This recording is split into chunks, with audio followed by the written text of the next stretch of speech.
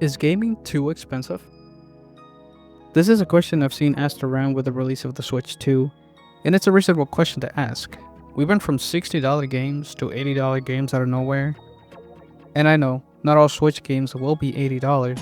They are experimenting with variable pricing. The new DK game, for example, is $70, but it still sucks.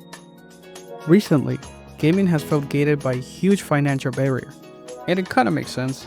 It's wild how Nintendo games are still fully priced 8 years later, but contrary to popular belief, I still believe the OG Switch might be one of the best value propositions out there for people who want to game and collect on a budget. Just to be clear, I'm not saying all Switch games are gonna be dirt cheap. Don't expect too many high-end RPGs to be cheap, as well as limited run games, but still, the Switch has such a huge library of games, and some of those games might be less than $20. So basically, I'm gonna see how many used Switch games I can find online for around the same price as the brand new $80 Mario Kart, to show you that this hobby is still pretty accessible if you're willing to keep an eye out.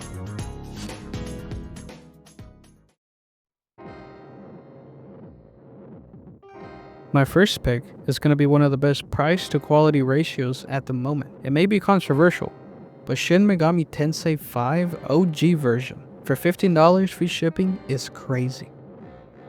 This is the 2020 release of SMT5, which, regardless of its flaws, still reviewed extremely well. There is an updated, better version you can get with SMT5 Revengeance, but that version isn't a complete overhaul of the original game, like Persona 5 Royale, which makes the previous version obsolete. Instead, Revengeance adds a completely new separate route you can take.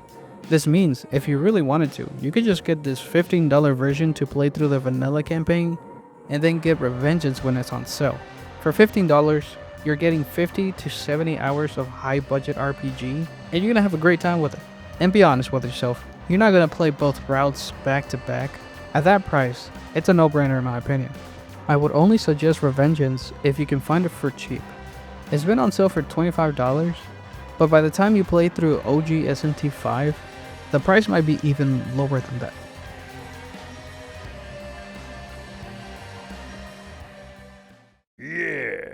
How do you remake a Super Nintendo game?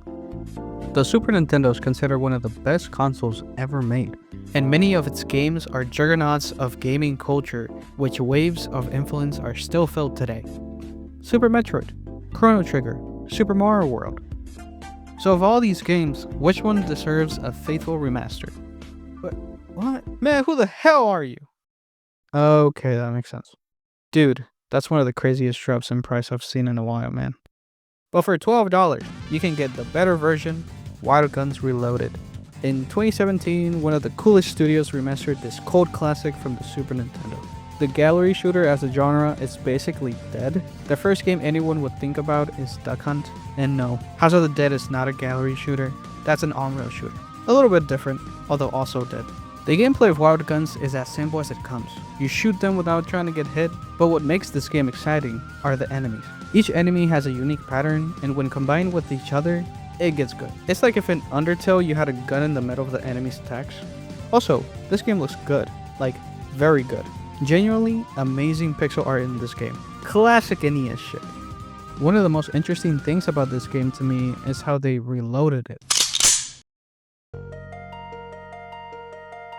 Mario RPG, Secret of Mana 3, Final Fantasy VI, they all take drastically different approaches in bringing an old classic to modern gamers, but I feel like something is always lost in translation. Sometimes so much that the remake feels like a completely different game, so why change so much?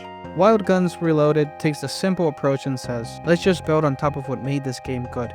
A wider aspect ratio, 2 new characters, 4-player multiplayer, and new levels. Let's make this remaster the definitive way to play, but it's still gonna be a motherfucker. Yeah. This game's music is worth the $25 price you will be paying alone. The graphics are worth the $25. The gameplay is worth the $25. The vibes? Priceless. Team Reptile made them possible. They made an indie spiritual successor that is better than its inspiration. And no, Hollow Knight isn't better than Super Metroid. The only ones that have done it is Stardew Valley and Pizza Tower. The best improvement they made was making the game fun to play. Have you played Jet Set Radio recently, the original one? Love how it looks. I love how it sounds, but it's clunky as hell.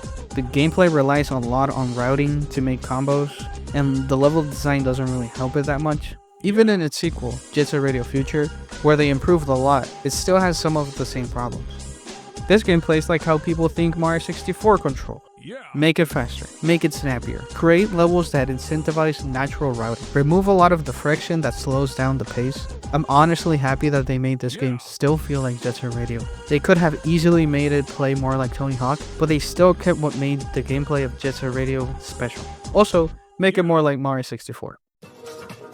The way the levels and collectibles are designed in this game are identical to a 3D platformer, because it basically is at this point. Getting all the graffiti and outfits feel like they took the secret levels from Tony Hawk and expanded them. And now with the Switch 2 out, Bomb Rush runs at a smooth 60 frames per second. Honestly, the 30 frames per second on the original Switch is still very good, but it's great seeing this game achieve its best performance. The art could be its own video. I really love the variety of pieces they have in this game. All the art styles that they have for each of the graffitis are extremely unique and add a lot of personality to the whole game. And it's kind of crazy how many different artists all around the internet they got to contribute to this game. They even had a graffiti battle where anyone could submit their designs to be included in the game. That's a lot of submissions. Over 1,000 pieces made by 700 people. Shout out to one of my favorite artists that contributed to this game, Yapiko.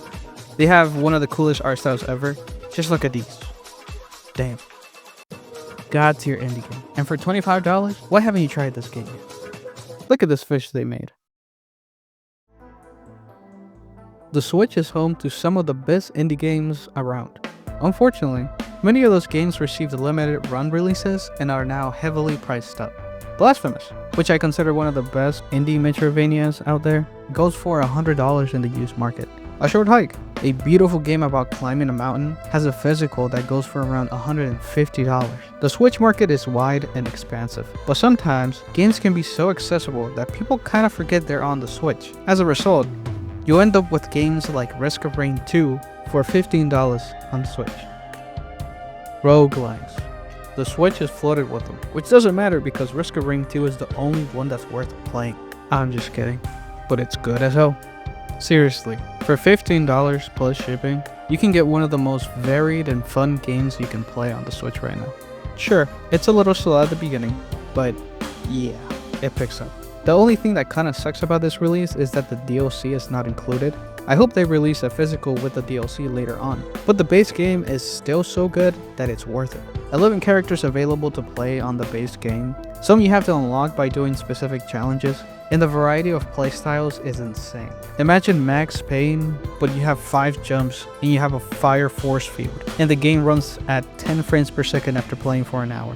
I don't know if Max Payne is comparable. It was the first third-person shooter I thought of. Sure, the performance isn't the best on Switch when it gets wild, but that's a good thing. The game wants you to push this tablet to its limits, and it's awesome when you do. Now with the Switch 2, the game runs even better at 60 frames per second. So if that's what you have, even better. Try to bring your Switch 2 with this game. Why not? The game is only $15.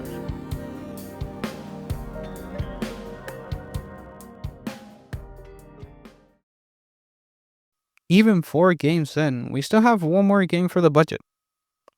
Monster Hunter, the king of cheap games. I swear, Monster Hunter Wilds on PS4 is like $5, and it's a good game.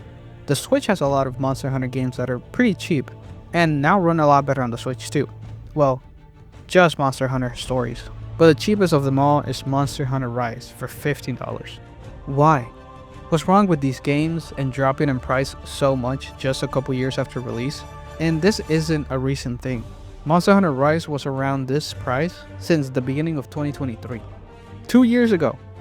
This isn't a FIFA situation where the majority of the player base just moves to the new game. Maybe they do. But the games are different enough to make Rise worth playing after release.